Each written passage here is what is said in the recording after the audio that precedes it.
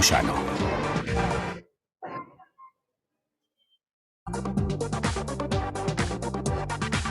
Muy bien, seguimos. Estamos en CX30 Radio Nacional, 11:30 AM por aire, CX30 Radio Nacional, perdón, .com.uy, CX30 radionacional.com.uy, para el mundo, por internet, en Facebook, en donde estamos, te podés comunicar al 093-829-272.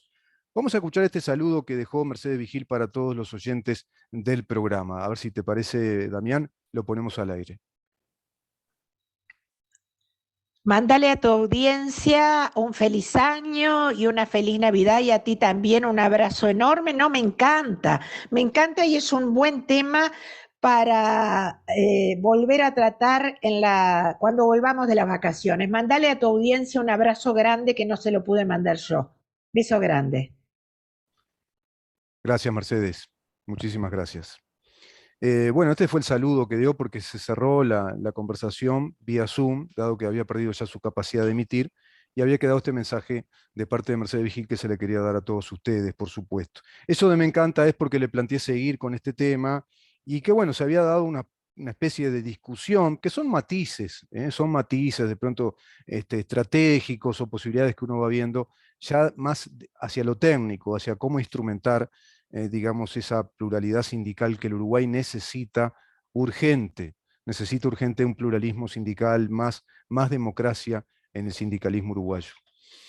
Yo tengo esta editorial que la había titulado Crónicas de un marxismo anunciado, y se podría decir, como copete de la nota, la mentira y la desestabilización son armas revolucionarias. No sé cuántos integrantes del actual gobierno lo saben. No sé cuántos que la van de analistas políticos, incluso pro gobierno, lo saben. Y no sé cuántos secretos de Estado hay en temas como Catón Natí y el desplazamiento de Montecón, empresa lobby del gobierno del Frente Amplio, esta última. No sabemos cuántos impactos geopolíticos traerá un acuerdo de la naturaleza de Catón Natí con el Estado uruguayo. Digo todo esto a raíz de lo que está pasando en el puerto, de esta conflictividad que se va dando, vinculada a Montecón, vinculada a los muelles. Bueno, eso que nos explica técnicamente la doctora Silvia Echevarne. Lo cierto es que ayer fue realmente una estrategia desestabilizadora, una vez más, con piquetes en el puerto, cuando habían colas y colas, kilómetros de camiones otra vez para hacer sus descargas, para que se moviera la actividad portuaria. Por supuesto que perjudicando a miles de trabajadores. Ayer escuchaba la prensa, veía la prensa hablar de los trabajadores, si no les pasó nada a los trabajadores, si no hubo una represión violenta para los trabajadores. Eran 50, son trabajadores, sí, también son trabajadores, pero los demás también son trabajadores. Y eran cientos y cientos de trabajadores o miles de trabajadores. De esos trabajadores parece que la prensa no se da por enterada. Lo cierto es que sí sé cuál es la estrategia comunista que Vladimir Ilich Lenin planteó como la praxis que Marx reclamaba llevar adelante para que se concrete la revolución comunista. Primero, romper cualquier lazo de lealtad con Rusia. Traducido a estos tiempos, romper con cualquier lazo de lealtad con el Estado, para con el Estado. Eso es lo que hace el sindicalismo a través del Partido Comunista desde el PIT-CNT y los sindicatos comunistas. Ayer, no es casualidad que todos los sindicalistas que piquetearon, que vocearon al director de Convivencia Ciudadana, que lo patotearon prácticamente, que le gritaban al oído, estaban todos vestidos de rojo, y no precisamente por ser del Partido Colorado. Bueno, evidentemente eso se va viendo, ¿no? De la ciudadanía ya lo ve todo eso, la falta de lealtad para con el Estado, ¿no? No nos importa si se interrumpe otra vez la actividad portuaria, si cortamos esa actividad, que son millones y millones de dólares paralizados, con ganado que se estresaba, que comenzaba a adelgazar. Hay filmación respecto a ese tema, la cantidad de camiones ahí parados en el puerto, sin actividad, con cargas, llenos de cargas, precisamente para colocar en los barcos. La cosa es así, la humanidad siempre ha vivido bajo lealtades tribales y por ende bajo identidades tribales también, considerando todo aquello que está por fuera de la tribu como el enemigo a vencer o a derrotar o a exterminar. Y en todo caso, según la correlación de fuerzas, con quién negociar treguas o directamente ventajas mercantiles. pero siempre enemigos, siempre en esa lógica, siempre enemigos. La tribu actúa y piensa así. Acá es enemigos para siempre, no amigos. Quizá los gitanos nómadas sean el único ejemplo en Europa que más o menos en puridad perduran esta forma tribal de pensar, quizá. Pero se pueden agregar otros grupos. Esto es a primera vista y de modo muy inocente. Pero se pueden agregar grupos, los islámicos, ya asentados en Europa, de los cuales hay muchos testimonios de separatismo, de no integración, de no aceptar las comidas del lugar, de no aceptar que sus hijos vayan a los colegios o escuelas del lugar como pasa en España, trágicos episodios de atentados que todos vimos, problemas sociales graves, y quizá agreguemos, ¿por qué no?, a los vascos fundamentalistas, ortodoxos, mirá la ETA, y a los catalanes, los más ortodoxos también, que quieren el separatismo catalán. Y dentro de estas líneas de pensamiento y conductas tribales, identitarias, endógenas, todo hacia adentro y para afuera está el enemigo, otro gran ejemplo son las organizaciones mafiosas, italianas, chinas, rusas. El mundo está lleno de organizaciones tribales, pero supera todo eso, trasciende todo eso, el proyecto occidental de vida en democracia a través de estados de derechos republicanos y democráticos. Los grandes principios liberales trascienden en el esfuerzo de pensamiento cualquier tipo de conducta tribal que nos divida y nos convierta en enemigos. Tal vez, tal vez el cristianismo, en algunas de sus formas históricas, creó una manera de pensar revolucionaria que tendió puentes entre grupos particulares. Digo tal vez, porque esto parece agotarse en la conjetura. Se cae al ver la hegemonía política y cultural de la Iglesia Católica por más de 10 siglos. Lo cierto es que la única etapa histórica en la cual la humanidad empieza a concebir una forma de organización política y social desde la razón es la que nace desde las revoluciones modernas. Y con mayor pureza y determinación en la revolución que logra la independencia de los primeros 3 estados que constituirán originalmente a los Estados Unidos desde su declaratoria de Filadelfia en 1776. Pero volvamos a la tribu. Ella reelabora su historia, cree en sus convenciones míticas, cree en su disciplina interna de instalar las convenciones míticas porque solo conoce la verticalidad de esas autoridades tribales. Y de la justicia la concibe como premio y castigo ante cualquier delito que alguien cometa ante esa tribu o esa comunidad tribal. La muerte o la expulsión. Otra forma que tercerea empíricamente ya, es decir, la historia nos muestra eso, es la prisión política, como en Venezuela, como en Cuba, como ocurrió en la Unión Soviética. La prisión política indeterminada en el tiempo, según el régimen tribal lo decida.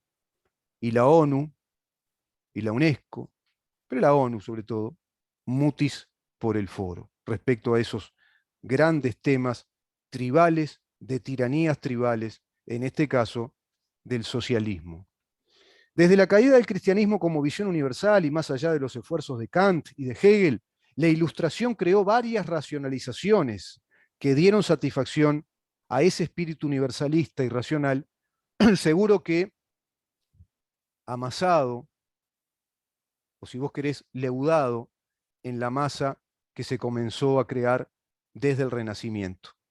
Atraviesa después a esos siglos XVIII, siglo de la Ilustración, y el siglo XIX, en esa gran epopeya humana por adherir la condición humana al conocimiento científico que se desarrollaba cada vez más, porque el ser humano se volcó a la observación del universo, de sus leyes, a la observación de la naturaleza, del planeta en el cual vivimos y sus leyes, se volcó a descubrir sus principios, los principios de las leyes que gobiernan nuestro propio organismo y así también nuestro pensamiento.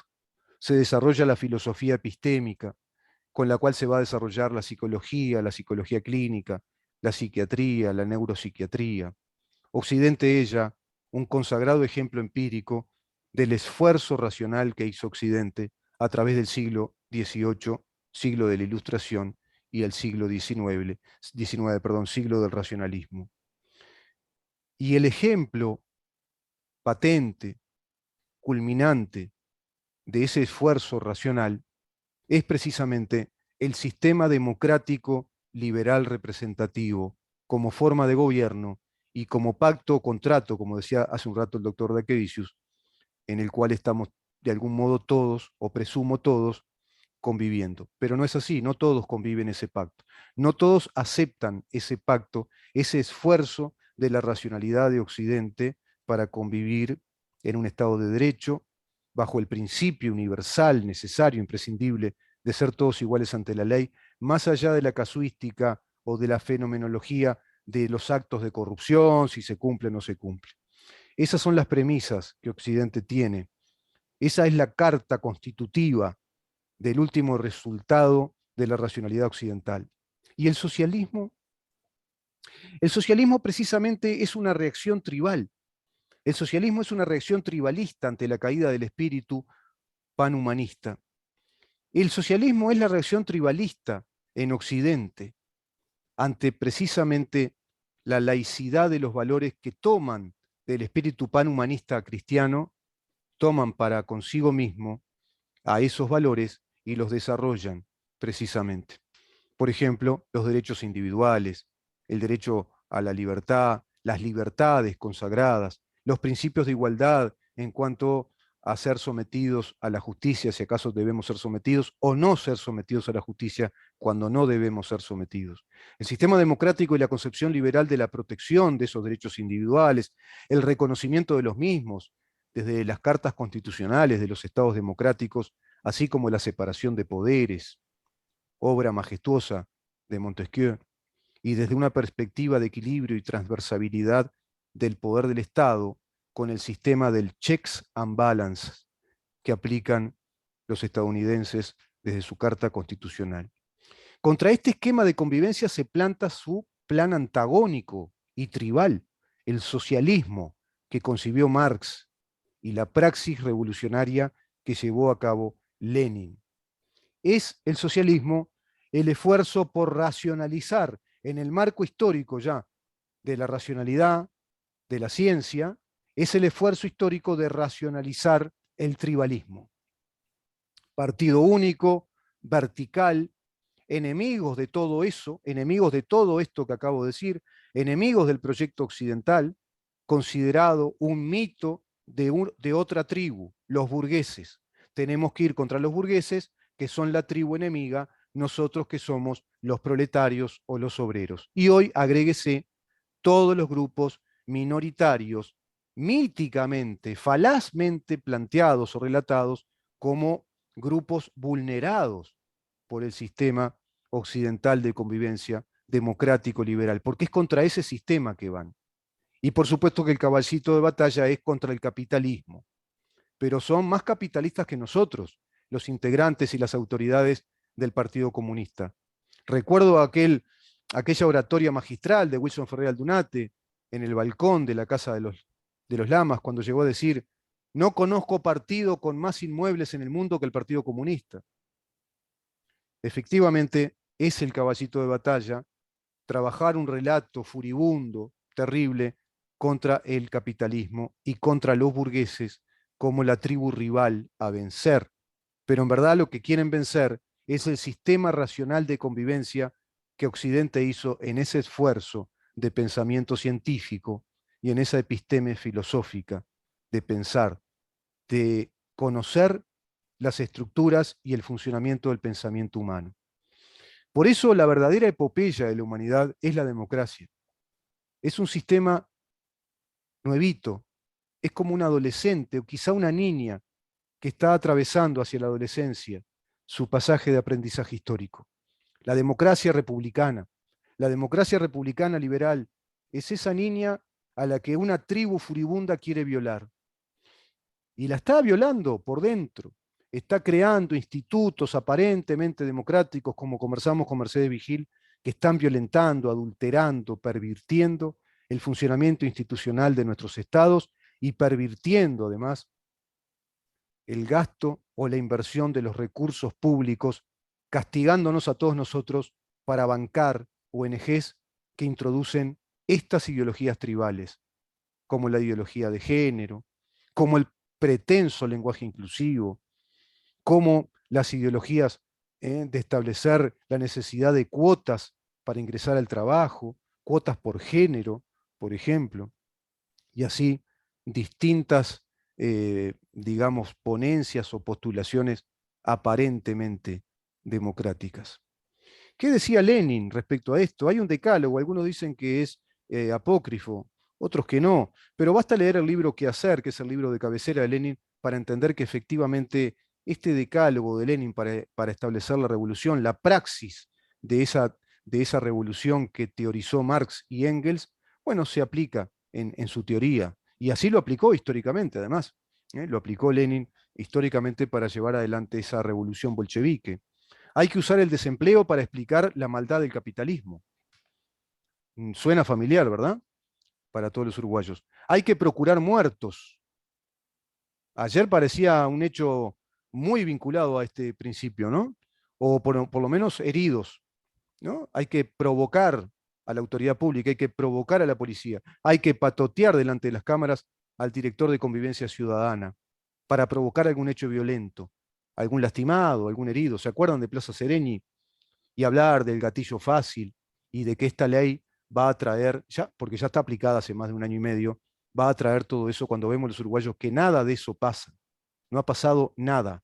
Es el relato mítico, es la mitificación de un grupo tribal con intereses de poder, con fortísimos intereses económicos, que necesita alimentar este relato. Y ayer parecía el papá Abdala, ¿no? El papá Abdala aparecía, bueno, recogiendo a su rebaño comunista y llevándolos para que pobrecito no les pase nada y que tampoco se descontrolen los nenes porque les pueden lastimar.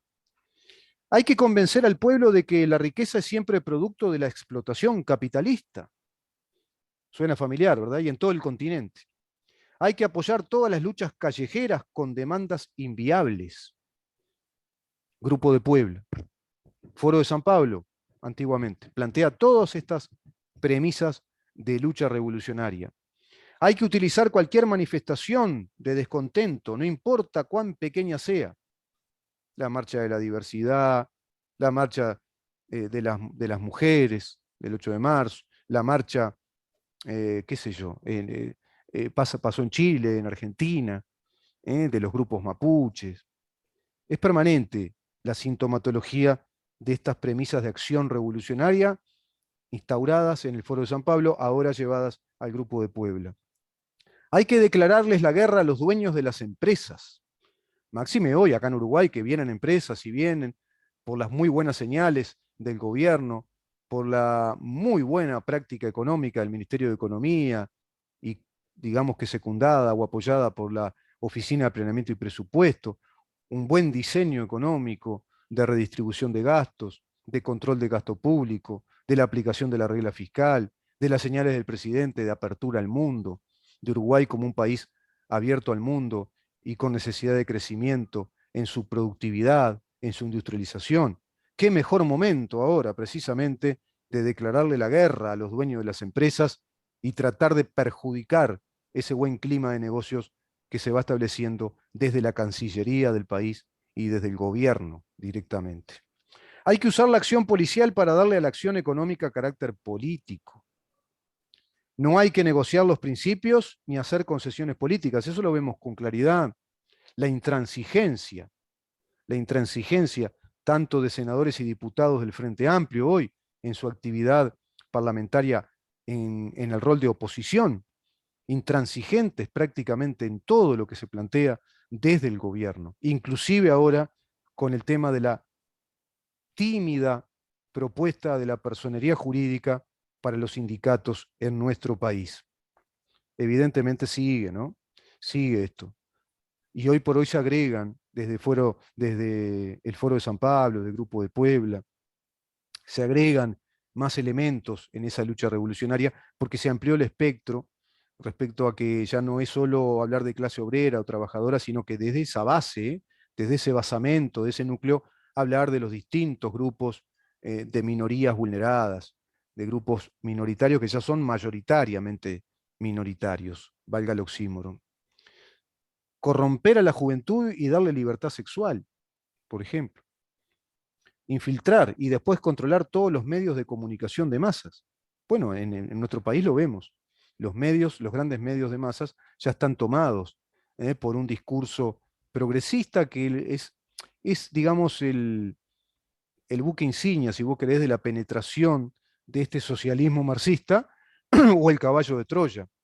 Es el caballo de Troya, ¿se acuerdan del caballo de Troya? Aquellos guerreros que entraron a la ciudad con un caballo de madera y adentro estaban todos ocupando a la ciudad. Bueno, es como un virus, ¿no? Ingresa y luego ocupa el organismo. En ese sentido, el virus entra por el discurso progresista de la economía de planificación, la economía de cuotas, la inclusión de género, LGBT, todo ese tipo de cosas que son progresistas, que hablan de, hoy por hoy se habla ya descaradamente, incluso como algo bueno, como una virtud, ser progresista, es precisamente ese buque insignia o ese caballo de Troya para que se vaya instalando cada vez con más fuerza la hegemonía cultural neomarxista en el mundo, en nuestros países, en Latinoamérica muy especialmente. Lo estamos viendo ahora en Chile, se lo ha visto en Ecuador, se lo ha visto en Bolivia, se lo ve en Argentina, ese populismo que se instala y destruye a la República, que va destruyendo todos los mecanismos de la República, del Estado de Derecho, por supuesto. Evidentemente, pueden perfectamente leer ese libro de cabecera de Lenin, ¿Qué hacer? Y encontrarán todos estos argumentos. Lo cierto es que el socialismo formulado como científico y algo así como una alternativa superadora de la democracia liberal es puro cuento y es propuesto como una verdad científica nacida, además, desde la Universidad Alemana, por un filósofo, una suerte de pensador, su secretario, llamados Marx y Federico Engels. Y sigue desde las pautas revolucionarias ya en el siglo XX por el abogado llamado Lenin, perpetrando esa revolución a través de actos terroristas en aquella Rusia, para consagrar esa llamada revolución, ese golpe de Estado terrorista en 1917. Evidentemente que el socialismo, al decir de Martin Amis, es el hijo retardado de Occidente. Y es en este sentido precisamente. Porque Occidente, en ese esfuerzo, en esa epopeya, por única vez en la historia milenaria de la humanidad, de establecer un sistema de convivencia racional, universal, que trasciende las tribus, que trasciende la condición de sexo, de etnia o raza, de religión, de idioma, de nacionalidad, que trasciende todo ello y que por supuesto tiene sus defectos aún a corregir y va corrigiendo en un proceso de globalización, bueno, esa epopeya está siendo más que fuertemente discutida por un lado y fuertemente agredida, larvariamente agredida y a veces ya públicamente agredida por, por la racionalización del tribalismo del socialismo, que va desde la socialdemocracia hacia el socialismo marxista. Hoy sería traducido progresismo y neomarxismo. Esta fama histórica de doctrina o teoría revolucionaria es la que lo convierte en el principal enemigo de las libertades conquistadas por Occidente. El nazismo, si bien es terrible, es malísimo, de algún modo ya cayó por su propio peso, porque era mítico y nacional, era nacionalista, era pro-germánico, germanista. Pero el comunismo tiene un poder enorme de expansión a nivel universal, porque tiene esa suerte de estatura universitaria o ese privilegiado status quo de doctrina científica o teoría científica porque nace del proceso universitario y se instala rápidamente. Va, digamos, a esa casa de la cual nació como un hijo retardado, un mal intérprete de lo que tiene que hacer Occidente, porque es el que quiere volver al tribalismo, quiere volver a esa conducta cerrada, quiere volver a esa encerrona de las libertades conquistadas. Por eso, dice Martin Amis, es el peligroso hijo retardado de Occidente, porque le discute aparentemente de igual a igual y le discuten los hechos de igual a igual, porque convence multitudes. porque tiene el poder del convencimiento, del adoctrinamiento. Claro, siempre sobre la base de mentir, de mentir la historia, de mentir los hechos. Es la racionalidad, es la compleja racionalidad versus el tribalismo racionalizado, la verdadera guerra que hay hoy en el mundo. No se trata de derechas, de izquierda, de capitalismo, socialismo. Es esta guerra fundamental, sustancial. Si Occidente por el camino de las libertades individuales, del libre mercado o del mercado o de mucho mercado y el Estado necesario en esa convivencia pacífica, sigue entonces el contrato social de ser sociedades pacíficas, asociaciones civiles como nuestro país, con nuestros derechos individuales y nuestras libertades y nuestras propiedades protegidas, cuidadas. Seguimos en un mundo hacia el futuro promisorio, un futuro de anhelo, de superación en nuestros hijos, en nuestros nietos, o vamos hacia un mundo planificado, cooptado por esta doctrina hegemónica y totalitaria y con descendientes ya pautados en sus vidas, digitados, con planes de Estado, sin la posibilidad real de emprender un desarrollo personal y familiar. Uruguay para nada quedó exento de este esquema, para nada. No quedó exento de este esquema de guerras ideológicas y hoy lo vemos. Lo vemos en el Parlamento uruguayo, lo vemos en la clase política uruguaya, lo vemos en el sindicalismo uruguayo, lo vemos en la enseñanza uruguaya. Cada vez más son demostrables las ventajas del sistema democrático de convivencia ciudadana, la libertad de propiedad privada, la economía de mercado, así como las garantías de sus derechos individuales desde un Estado de derecho. Es el único caso en la historia en el cual la humanidad emprende este viaje que ya parece sin retorno, pero con grandes periodos de tragedias humanas que dan suficiente mérito al terrible daño que implica convivir con esta ideología tribal, el marxismo-leninismo.